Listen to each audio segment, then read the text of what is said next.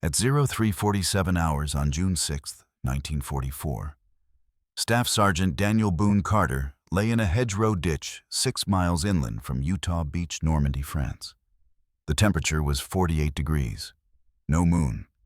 He could hear German voices 200 yards to the north, cricket signals to the south, the metallic click-clack of Americans trying to identify each other in the darkness, then the sound that made his stomach clench.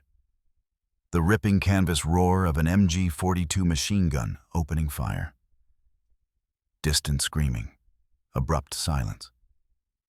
Carter was alone, separated from his stick during the jump. His equipment check was automatic.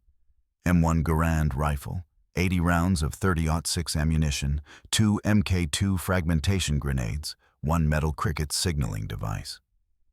He pressed himself deeper into the wet Norman earth.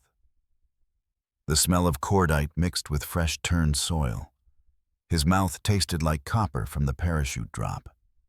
His hands were steady. He listened to the pattern developing around him. Cricket signals from the south, maybe 30 different voices spread across half a mile.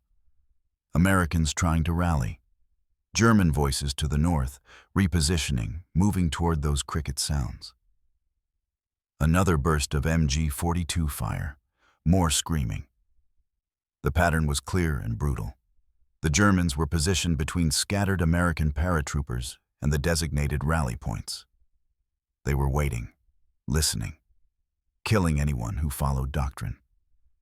Carter's grandfather's voice spoke in his head, clear as if the old man was lying next to him in the ditch.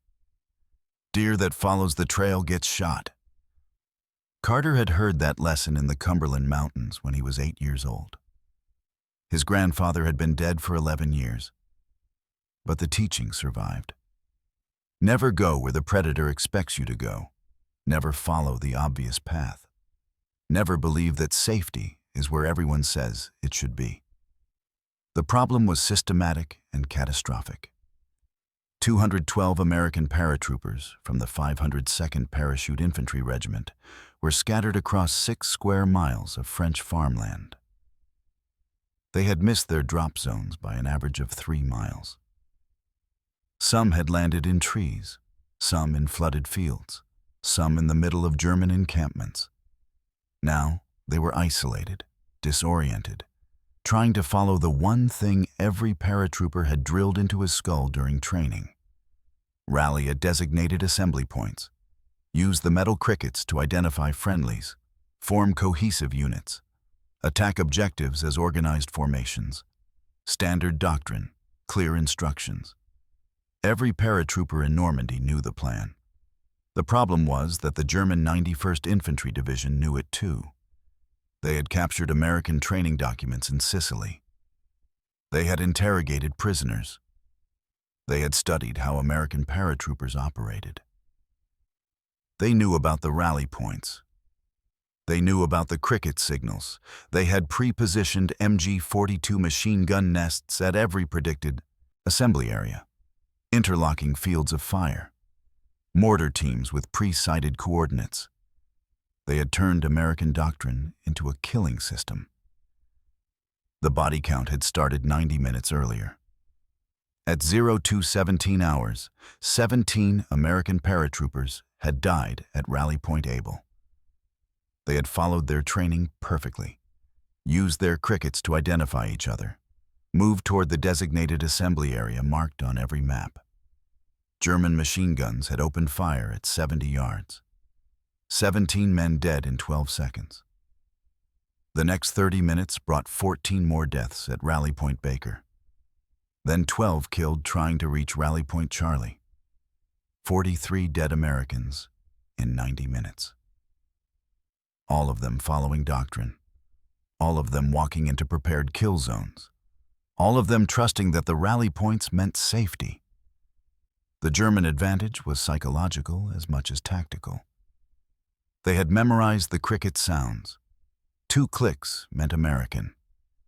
They could distinguish the metallic snap of a U.S.-issue cricket from improvised signals. Some German soldiers reportedly clicked back, drawing Americans closer before opening fire. The mortar teams had spent days before the invasion calculating ranges to likely assembly areas.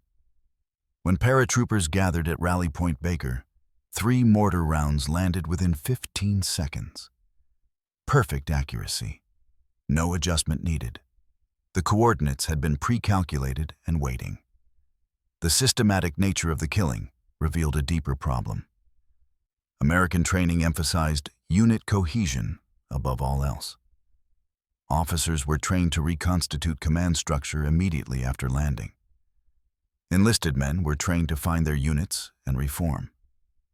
The entire airborne doctrine was built on the idea that scattered soldiers needed to become organized soldiers as quickly as possible. Every paratrooper believed this absolutely. Safety meant finding your unit. Safety meant reaching the rally point. Safety meant following the plan. Nobody questioned the doctrine, even as 43 men died following it exactly. Staff Sergeant Daniel Boone Carter was 26 years old. He was from Chattanooga, Tennessee, raised in the Cumberland Mountains. His parents had named him after his great-great-grandfather, the actual descendant of the frontiersman. He had qualified for jump status in December 1942. Since then, he had made 19 combat jumps.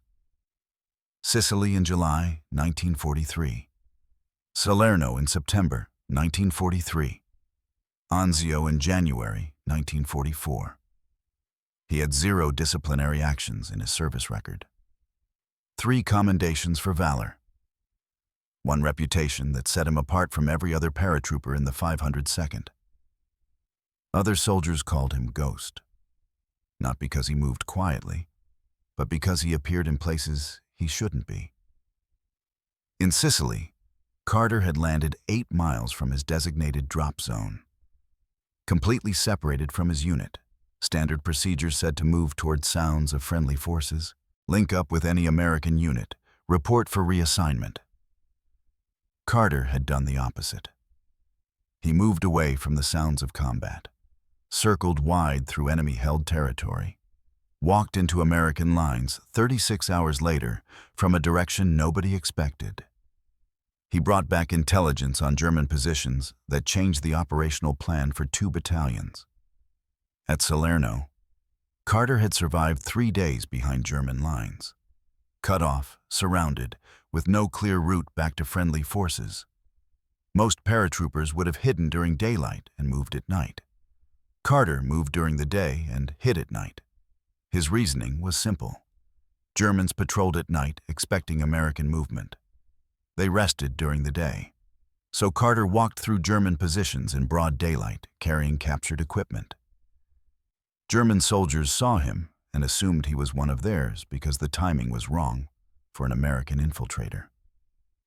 He walked back into American lines carrying maps and documents that identified 3 German artillery positions.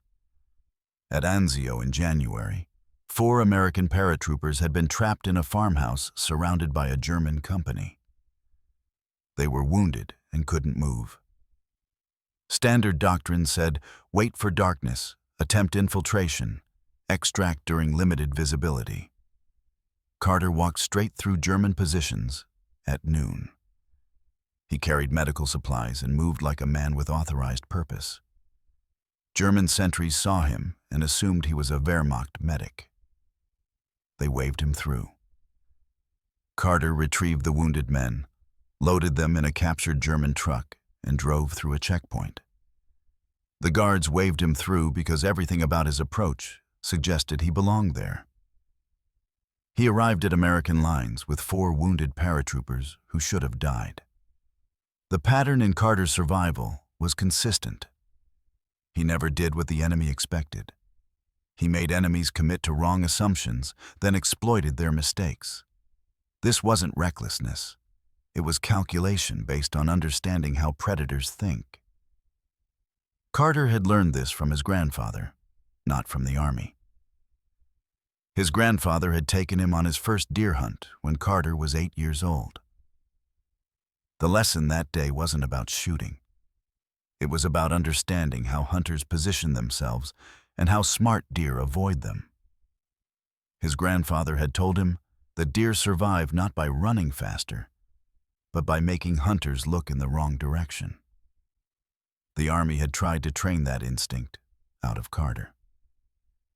Military doctrine emphasized standardization, predictability within your own forces, unpredictability to the enemy through coordinated maneuvers. But Carter understood something the Army didn't teach.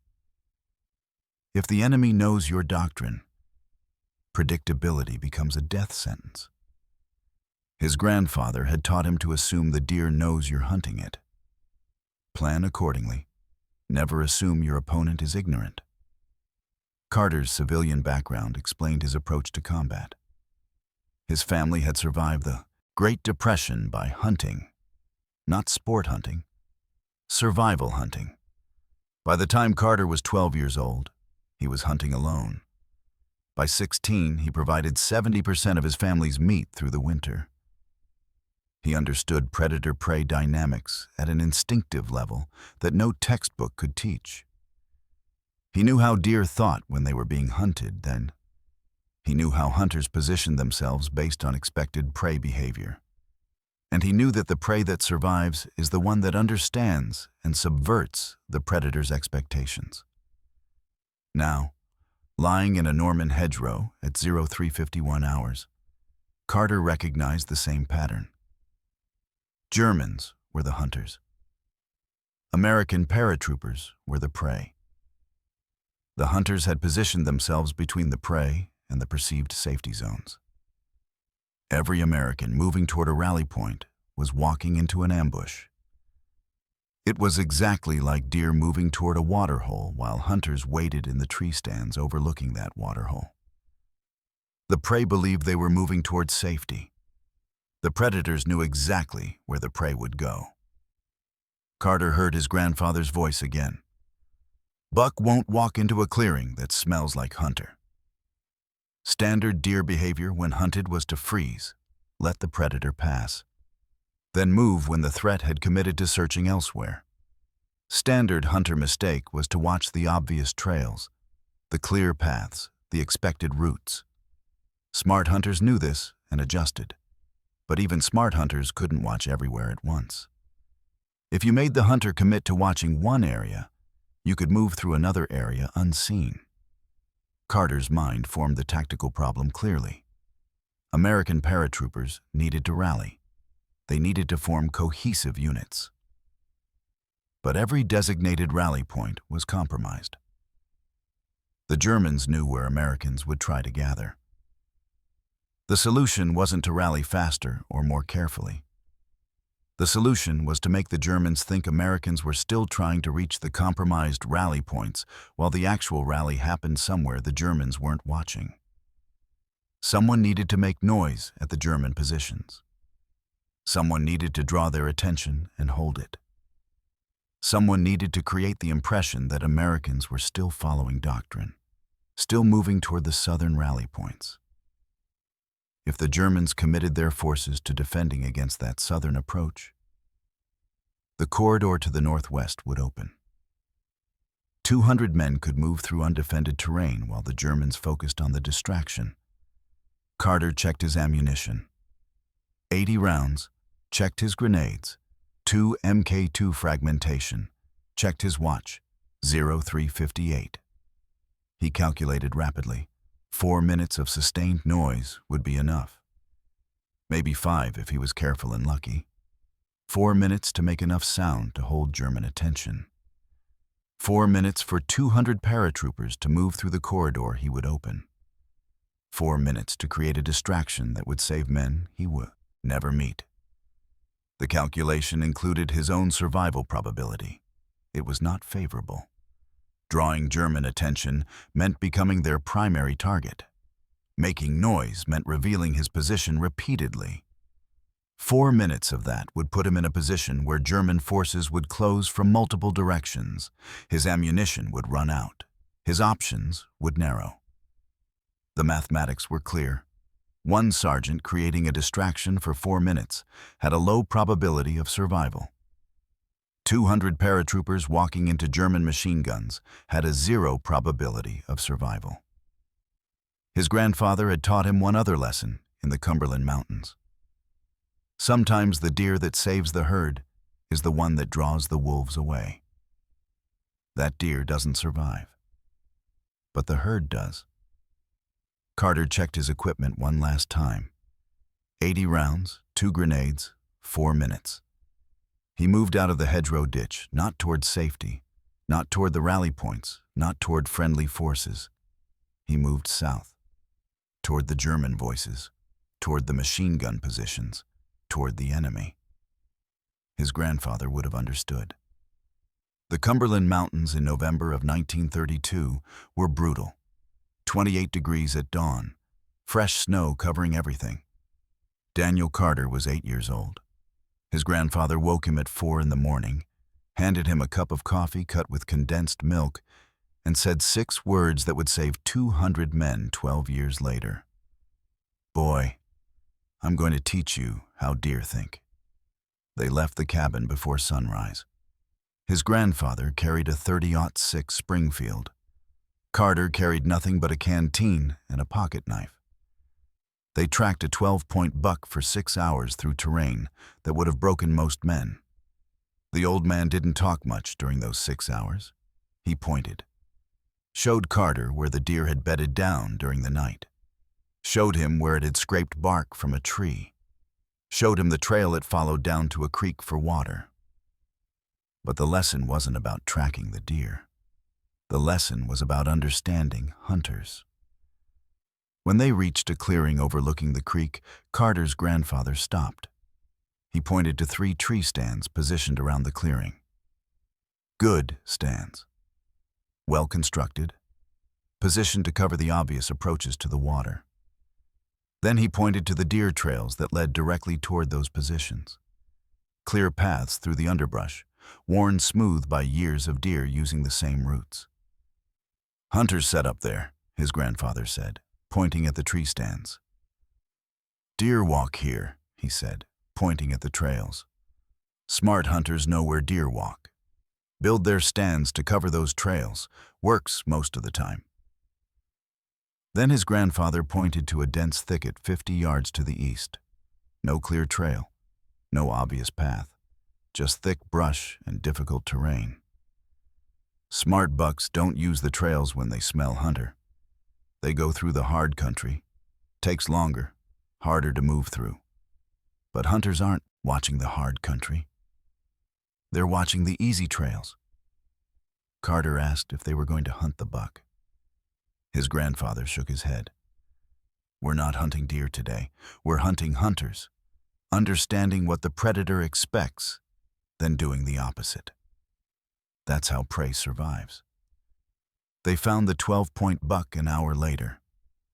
It was bedded down in a ravine 200 yards from the clearing, completely invisible from the tree stands.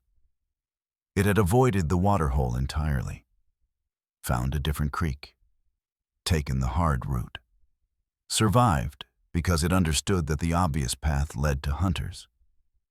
4 years later, Carter was 12 years old and hunting alone for the first time. He tracked a buck to a ravine and saw a hunter on the opposite ridge. The buck was between them. The hunter was watching the deer trail, waiting for the buck to move. Carter froze. Didn't move a muscle. Watched the buck freeze as well. They stayed motionless for 18 minutes while the hunter scanned the trail with his rifle scope. Finally, the hunter gave up, assumed the buck had moved on, left his position and walked away. The moment the hunter disappeared, the buck stood up and walked past Carter at 15 yards. Perfect shot, easy kill. Carter didn't take it. He remembered his grandfather's words. "Deer that understands hunters survives." The lesson wasn't about killing the deer. The lesson was about understanding that survival belongs to the prey that can think like a predator. Carter let the buck walk away. He went home and told his grandfather what had happened. The old man smiled and said Carter had learned the most important lesson. Not how to hunt deer, how to think like something being hunted. Carter's grandfather died in the winter of 1933. Pneumonia took him in 3 days. The last thing he told Carter was this: "You're not hunting deer, you're hunting hunters." Carter was 11 years old and didn't fully understand. His grandfather explained, "Understand what the predator expects, then do the opposite. Works for deer, works for everything." Carter never forgot. He applied that logic to school, to work, to every situation where someone had power over him, when the army tried to train the instinct out of him, tried to make him predictable and doctrinal. It failed. The teaching was too deep. At 02:47 hours on June 6, 1944, Lieutenant Marcus Webb landed 300 yards from Rally Point Able.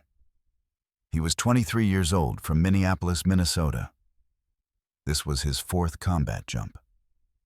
He had survived Sicily, survived Salerno, survived Anzio. He was a good officer. His men trusted him. He trusted his training. When he landed in a French pasture and heard cricket signals from Rally Point Able, he did exactly what doctrine required. He clicked his cricket twice, heard responses. 11 paratroopers gathered around him in the darkness. They formed up properly. Webb took point. They moved toward the rally point using proper tactical spacing and movement techniques.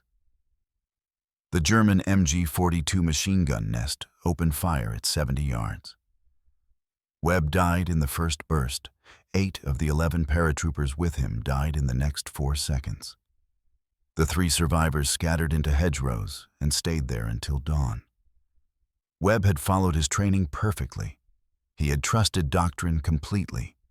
He believed that rally points meant safety because that's what every briefing had told him. The Germans knew doctrine too.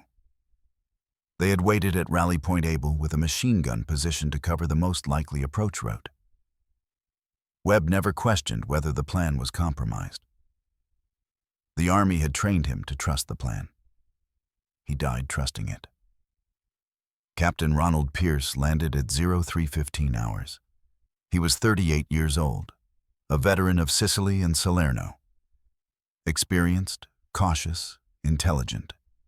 He had earned his commission in the field after enlisted service in the Philippines before the war. He knew combat. He knew paratroopers. He knew doctrine. When he landed with 6 men from his company and heard cricket signals from Rally Point Baker, he approached carefully, used proper tactical movement, sent scouts forward, advanced in bounds, did everything right. The German mortar team had pre-sighted coordinates on Rally Point Baker. They had calculated the ranges days before the invasion. When Pierce's group reached 80 yards from the rally point, the mortars fired. 3 rounds in 12 seconds. Pierce and 4 men died. 2 survived with wounds. Pierce's experience had made him confident in doctrine. He had rallied successfully in Sicily. He had trusted the system because the system had worked before. His caution meant moving slowly and deliberately toward a known point. That slow movement gave the German mortar team time to range accurately. Pierce never considered that the Germans might know where the rally points were located. He died 90 feet from what he believed was safety. Sergeant First Class James Bull Morrison was 41 years old. 3 combat jumps, tough as leather, strong as an ox. He had been a boxer before the war, then a steel worker in Pittsburgh. The Army had made him a paratrooper because he was too mean to quit and too strong to fail training. When Morrison landed at 03:38 hours, he immediately started gathering scattered paratroopers. By 03:43, he had 18 men formed into a proper tactical column. They advanced on Rally Point Charlie using textbook fire and movement techniques. The German company strength ambush hit them from 3 sides. 3 MG-42 machine guns, 2 mortar teams, overlapping fields of fire. Morrison and 11 men died in the first 90 seconds. 7 were wounded. None made it through the kill zone. Morrison had done everything right according to doctrine. Proper formations, proper fire discipline, proper tactics. But doctrine assumed rally points were safe. The Germans had turned those safe zones into kill zones. Morrison never adapted because the army had trained him not to improvise. Improvisation meant breaking formation, breaking discipline, creating chaos. The army wanted predictability within units and unpredictability to the enemy through coordinated maneuvers. Morrison followed that training precisely. He died following it. 43 men dead in 90 minutes. All of them following doctrine. All of them trusting the plan. The Germans weren't smarter than the Americans. They weren't better soldiers. They weren't more courageous. They just knew American doctrine. They had captured training manuals during the Sicily campaign. They had interrogated prisoners. They had studied after-action reports. They knew exactly where American paratroopers would try to rally. They knew the cricket signals. They knew the tactical movement patterns. They positioned machine guns and mortars to cover the predicted assembly areas and waited with overwhelming firepower. The fundamental difference between those 43 dead men and Daniel Carter was simple. The army had trained soldiers to follow doctrine. Doctrine assumed the enemy didn't know your doctrine. Carter's grandfather had trained him to assume the enemy knows everything. Hunt assuming the deer knows you're hunting it. Plan assuming the predator understands prey behavior. Survive by making the predator commit to wrong assumptions. Carter had proven this principle 3 times before Normandy. In Sicily during July of 1943, he had landed 8 miles from his drop zone, completely lost, separated from every friendly unit. Standard response was to move toward sounds of friendly forces, link up with any American unit, report for reassignment. Carter did the opposite. He moved away from the sounds of combat, circled wide through enemy-held territory. His reasoning was tactical and simple. If he could hear American forces, so could the Germans. German units would be moving toward those sounds. The route toward friendly forces would be contested. So Carter went the other direction. Took 36 hours. But he walked into American lines from an unexpected direction with 0 enemy contact because he went where the Germans didn't expect Americans to go. In Salerno during September of 1943, Carter was separated from his unit for 72 hours. Cut off behind German defensive positions, surrounded. No clear route back to friendly forces. Standard response was to hide during daylight and move at night. Limited visibility provided cover. Darkness made infiltration possible. Carter moved during the day and hid at night. His reasoning was psychological. Germans patrolled at night expecting American movement. They rested during the day. Standard doctrine said night movement was safer, so Germans allocated resources to counter night movement. Carter walked past German positions in broad daylight, carrying captured German equipment. German soldiers saw him and assumed he was one of theirs because the timing was wrong for an American infiltrator. He walked back into American lines carrying maps and documents that identified 3 German artillery positions. In Anzio during January of 1944, 4 American paratroopers were trapped in a farmhouse, wounded, unable to move. A German company was positioned between them and American lines. Standard doctrine said, wait for darkness and attempt infiltration. Extract during limited visibility using stealth and speed. Carter walked straight through German positions at noon. He carried medical supplies and walked like a man with authorized purpose. German sentries saw him and assumed he was a Wehrmacht medic. They waved him through their checkpoints. Carter retrieved the wounded men, loaded them into a captured German truck, and drove back through a German checkpoint. The guards waved him through because everything about his approach suggested he belonged there. He arrived at American lines with 4 wounded paratroopers who should have died. The common thread through every survival was identical. Carter made enemies commit to wrong assumptions. Germans expected Americans to hide, so he walked openly. Germans expected movement at night, so he moved during day. Germans expected tactical infiltration, so he drove through checkpoints. Every time, the principle was the same. Understand what the enemy expects, then do the opposite. His grandfather had taught him this while hunting deer. Carter applied it to hunting humans who were hunting him. Now, in Normandy, Carter recognized the same pattern. Germans expected paratroopers to rally at designated points. They had positioned forces to intercept Americans at those points. Every American moving toward perceived safety was actually moving into an ambush. Carter had seen this before. Not in combat. In the Cumberland Mountains, deer moving toward a waterhole. Hunters waiting in tree stands overlooking that waterhole. The solution wasn't to approach the waterhole more carefully. The solution was to not go to the waterhole at all. At 03:58 hours, Carter lay in a hedgerow and heard cricket signals to the south. 20 voices, maybe 30.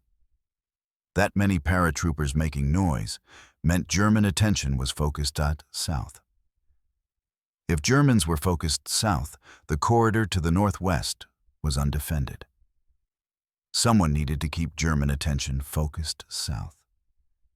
Someone needed to make noise, draw fire, create enough distraction for 200 men to move through the undefended corridor. That someone had 80 rounds of ammunition, 2 grenades, and maybe 5 minutes of survival time. The mathematics were brutal and clear. One sergeant creating a distraction for 4 minutes versus 200 paratroopers walking into German machine guns. The trade was obvious. His grandfather's voice spoke one more time. Sometimes the deer that saves the herd is the one that draws the wolves. That deer doesn't survive, but the herd does.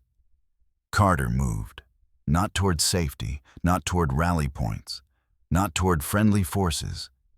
He moved south, toward German positions, toward the enemy, toward death, probably, but away from death for 200 others. His grandfather would have understood perfectly. At 03:58 hours, Carter left the hedgerow.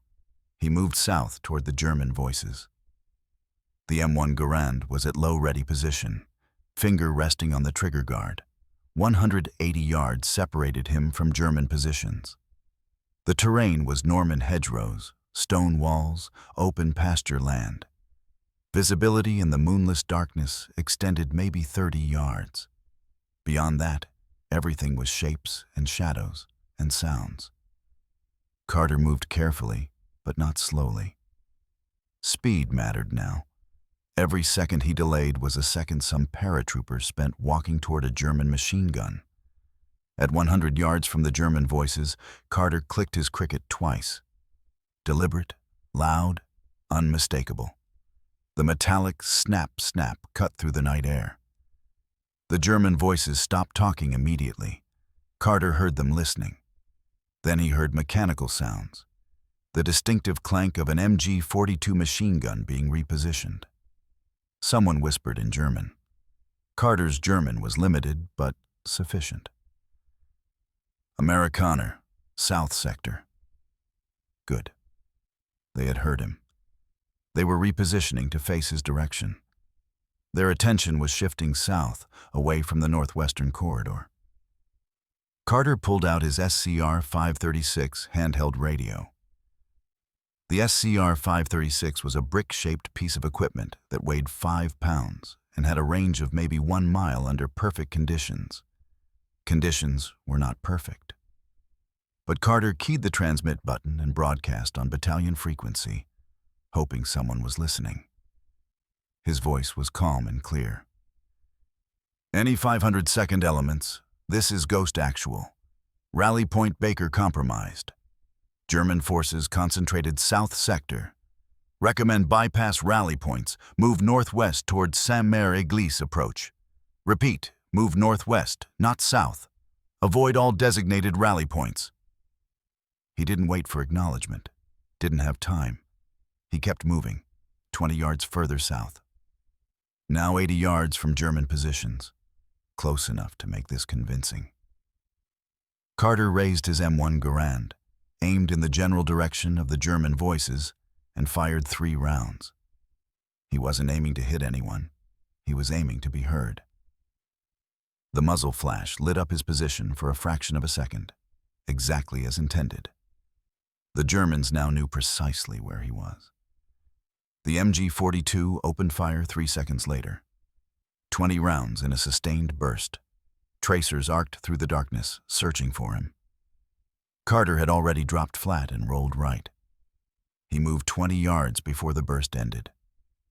The Germans now knew an American was south of their position. One American. Making noise, drawing attention. Exactly what Carter needed them to believe. At 0400 hours, the German response was exactly what Carter had predicted. The MG-42 team repositioned to face south. Carter heard them moving the weapon, adjusting the tripod, calling out ranges.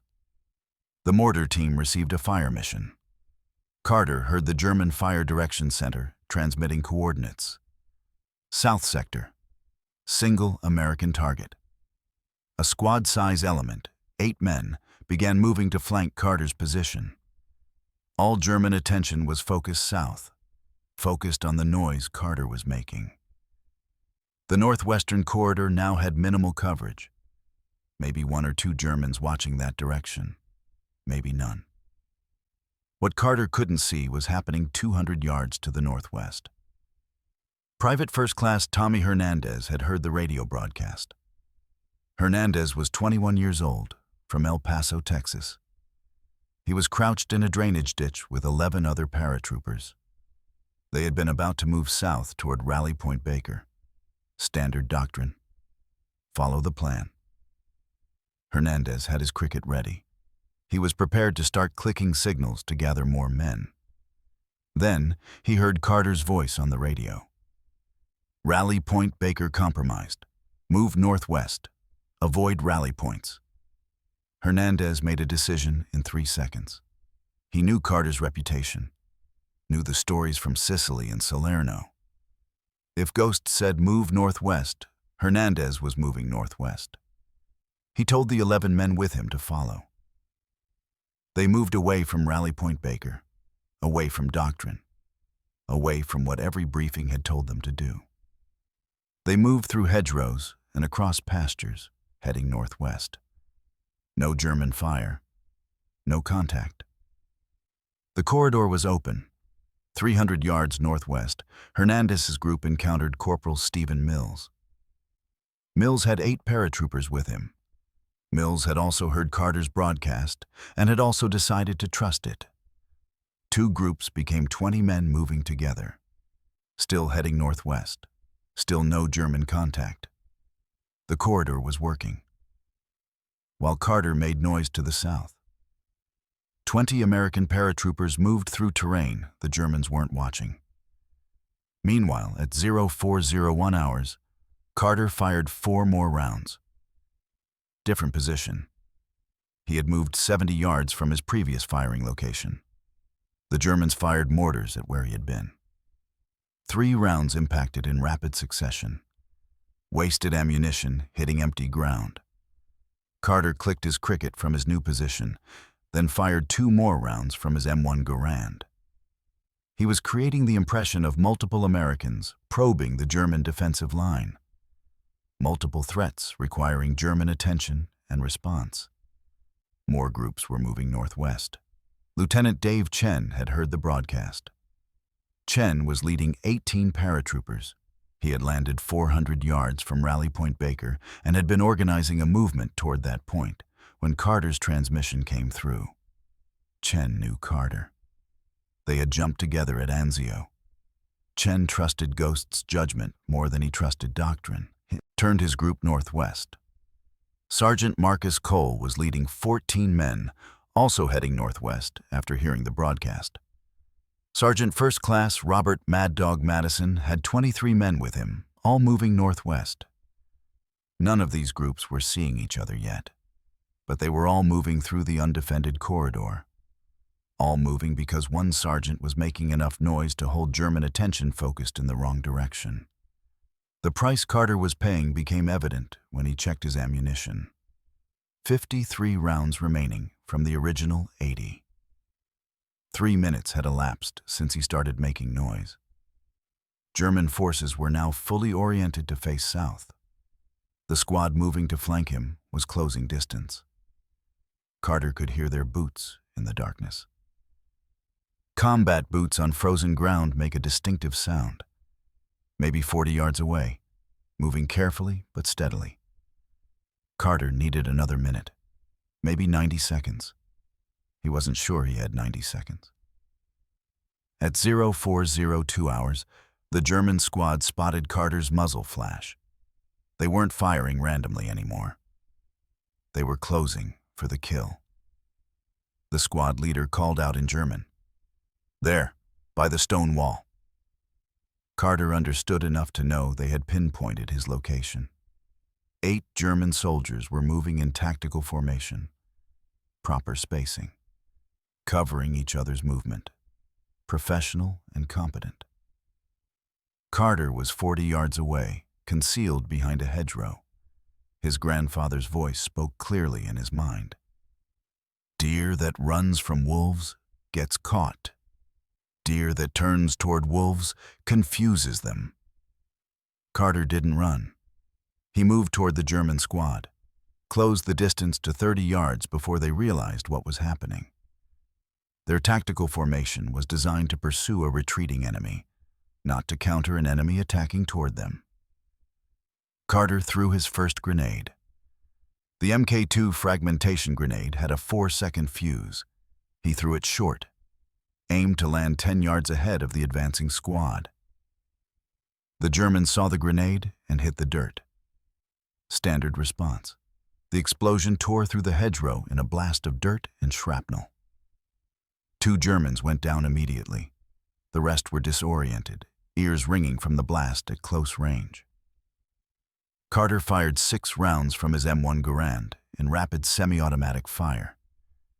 The M1's 8-round in-block clip allowed sustained fire. Another German soldier fell. The squad broke formation, scattering for cover. The tactic worked because it violated German expectations.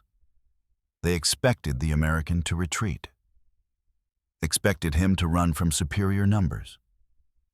Carter did the opposite. He attacked toward them. That confusion cost the Germans 3 seconds. 3 seconds was enough time for Carter to reposition. He moved 30 yards to the east, putting a stone wall between himself and the German squad. But the net was tightening. The MG-42 team now had Carter's location confirmed. They were adjusting their fire, walking rounds toward his position. Carter heard the distinctive sound of the weapon firing in sustained bursts, each burst getting closer. The mortar team was adjusting fire as well, walking rounds methodically toward where they believed Carter was located. Another German squad was moving from the east to support. Carter was surrounded on 3 sides, east, south, and west. Only the northwest was open. The irony wasn't lost on him. The corridor he had opened for other paratroopers was now his only escape route. At 0403 hours, Carter fired 8 more rounds. 2-round bursts, controlled fire. His ammunition count was now 39 rounds remaining. He could hear German voices from 3 directions. East, a full squad, 8 men by the sound of it.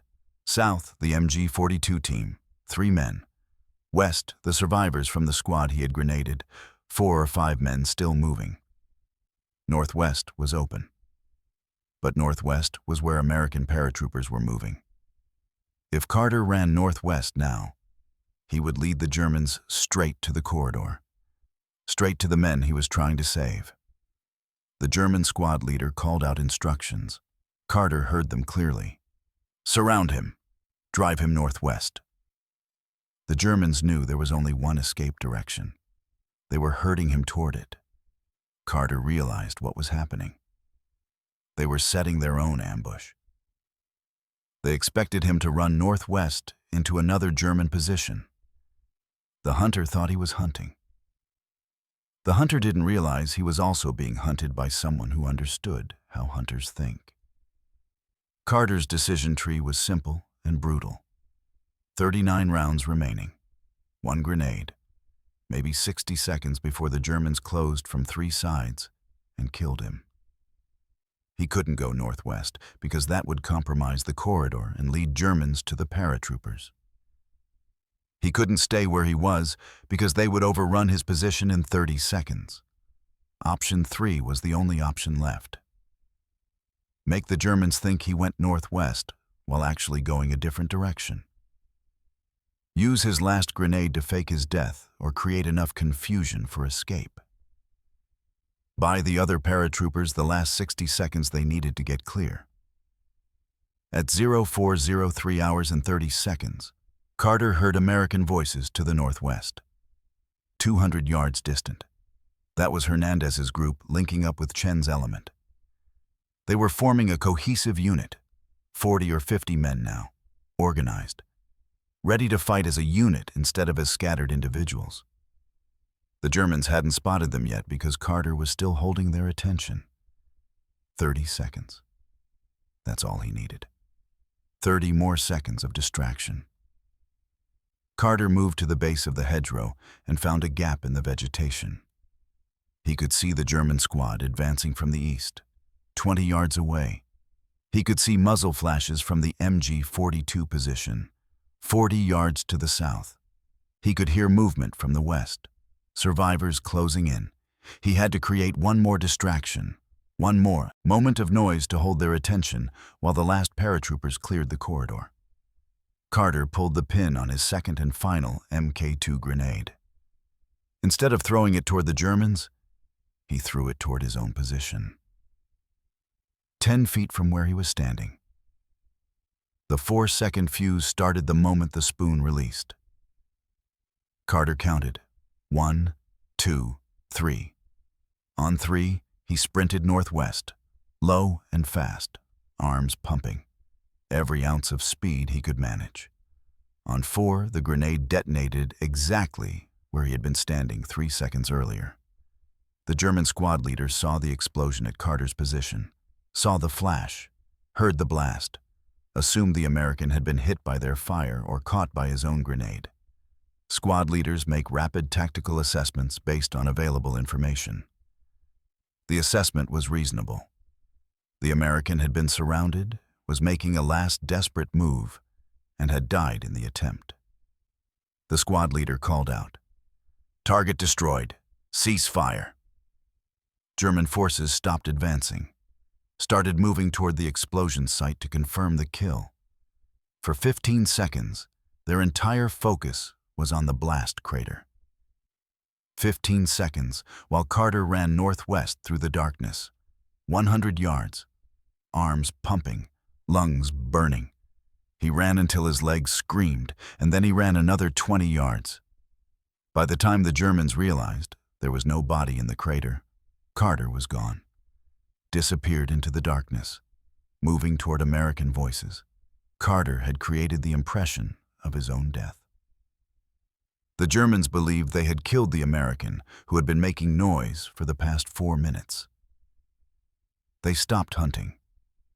Some started celebrating. A small victory in what would be a long and costly day. They had eliminated a threat, killed an American paratrooper. They didn't know they had been deceived by a man who understood that the best way to escape a predator is to make the predator believe the hunt is over. 4 minutes of distraction, 80 rounds fired, 2 grenades thrown, 1 sergeant making enough noise to hold 40 Germans' attention, while 206 American paratroopers moved through the corridor he had opened. Carter survived with 39 rounds remaining and 0 grenades. But 206 Americans survived with him. The mathematics of sacrifice had worked. one man risking death so that 200 men could avoid it. His grandfather would have recognized the logic immediately. Sometimes the deer that saves the herd is the one that draws the wolves. That deer rarely survives. But Carter had managed something his grandfather would have appreciated. He had drawn the wolves and survived anyway. At 0408 hours, Carter reached American lines. He found Lieutenant Chen's group assembled in a clearing northwest of the German positions. Chen looked up as Carter emerged from the darkness, and his face showed genuine shock. "Ghost? We heard you bought it." Germans were celebrating. Carter checked his remaining ammunition, 39 rounds. "Not yet. How many made it through?" Chen did a quick count. 18 from his own group, 14 with Hernandez, 23 with Madison. More paratroopers were still arriving, filtering through the northwestern corridor. By 0430 hours, 147 paratroopers had assembled. By 0500 hours, 183. By 0530 hours, the count reached 206. All of them had bypassed German positions. All had moved through the corridor Carter created. 0 casualties during movement. The first time all night that American paratroopers had moved without taking fire. Something fundamental had changed. Paratroopers had stopped going to rally points. They had started moving away from German positions instead of toward them. They had formed up in an unexpected location, northwest of German defenses. The Germans were still watching the southern approaches, waiting for Americans who would never come. Meanwhile, 206 Americans were now behind German lines, organized and ready to attack. Lieutenant Chen assumed command as the most senior officer present.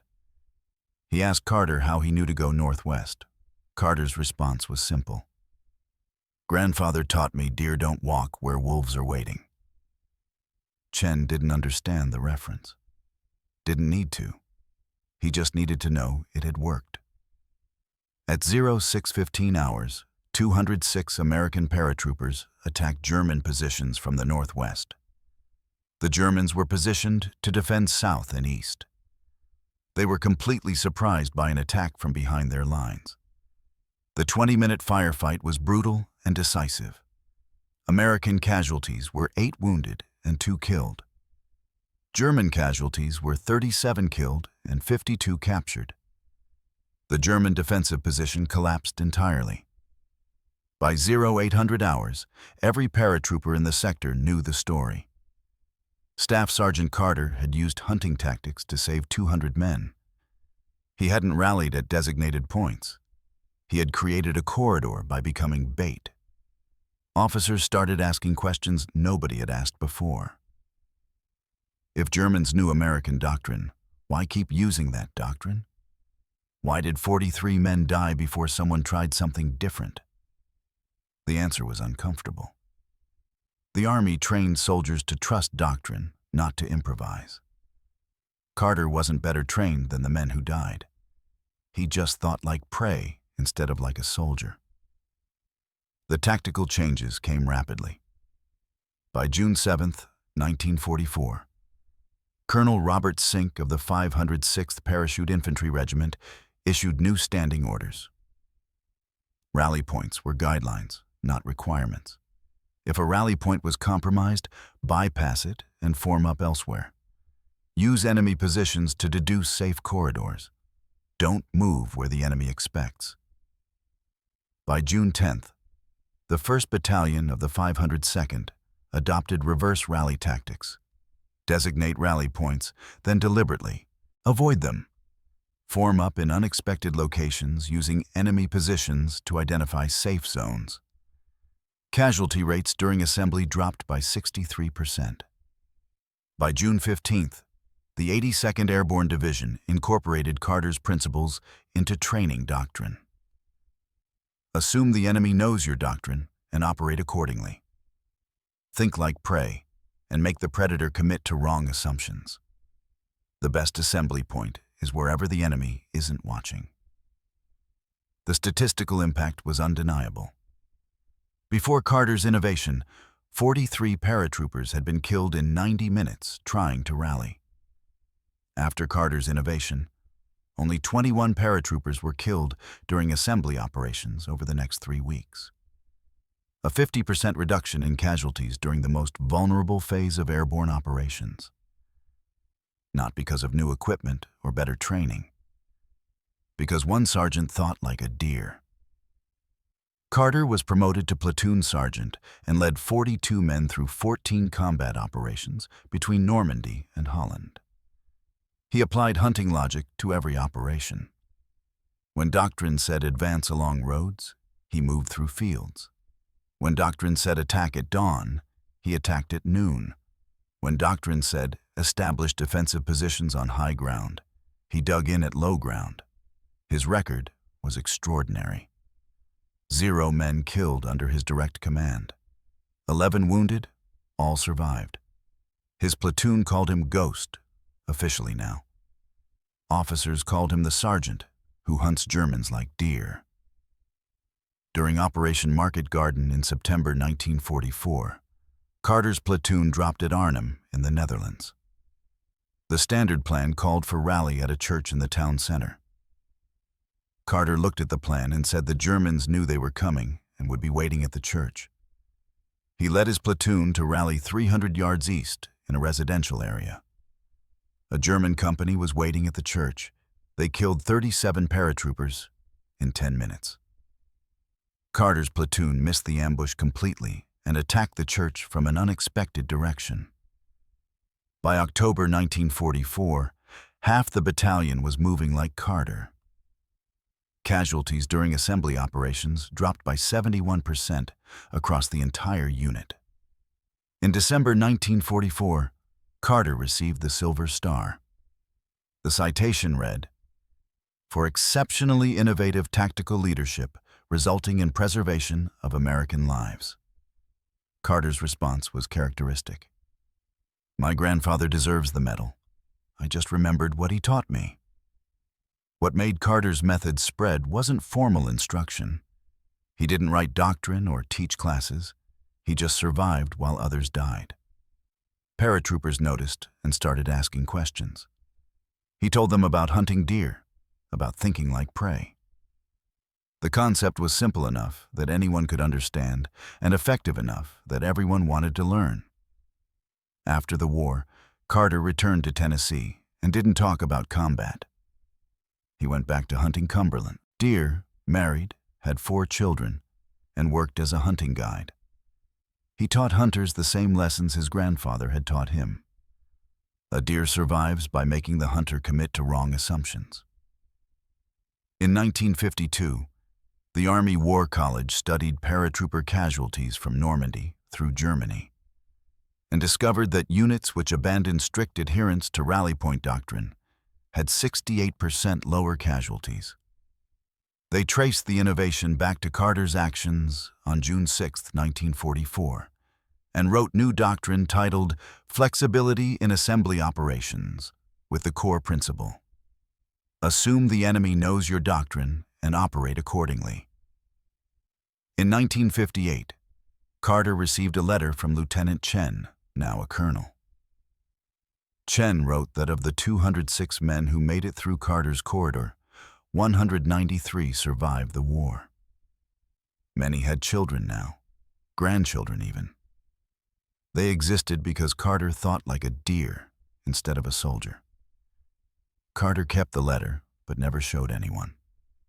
During the Vietnam War from 1968 through 1975, American paratroopers used Carter principles. Don't land where the enemy expects. Don't rally where doctrine dictates. Make the enemy commit to wrong assumptions. Several Army Rangers credited Carter's hunting logic with their survival. Carter died in March 1998 at age 80, quietly, in Chattanooga. His funeral was attended by 300 people. Most were veterans who had learned his hunting tactics. Several were children of the 206 paratroopers from June 6, 1944. They came to thank the sergeant who saved their parents by thinking like prey. His grandson, Daniel Carter Jr., was interviewed in 2012 and remembered that his grandfather took him hunting when he was 8 years old. The same age his grandfather had started teaching Carter. He showed the boy how deer survive by understanding hunters, then said only one thing about the war. Helped me save some boys in France once. The quantified legacy is stark. 4 minutes of distraction on June 6, 1944, saved 206 paratroopers. Casualty reduction doctrine was adopted across U.S. airborne forces. Conservative estimates credit 700 American lives saved by 1945 and 3,000 lives saved through Vietnam by soldiers who learned Carter's principles. All because one sergeant remembered his grandfather's hunting lessons. Carter proved that innovation doesn't require technology or equipment. Sometimes it requires thinking like the problem instead of thinking like the solution. He didn't fight harder or shoot straighter than other sergeants. He just understood what the enemy expected, then did the opposite. His grandfather's wisdom from the Cumberland Mountains saved lives in Normandy. The best tactics aren't always in the manual. Sometimes they're in how a deer survives when wolves are hunting. At the 82nd Airborne Museum at Fort Bragg, North Carolina, a display case holds Carter's M1 Garand, his cricket, and his Silver Star citation. The plaque reads, Staff Sergeant Daniel Boone Carter, 502nd PIR, saved 206 paratroopers by thinking like prey instead of predator. Below that, his grandfather's quote, Smart buck doesn't walk where hunter's waiting. Every airborne trainee walks past that display and learns that doctrine is a tool, not a rule. Survival means understanding what the enemy expects, then doing something else.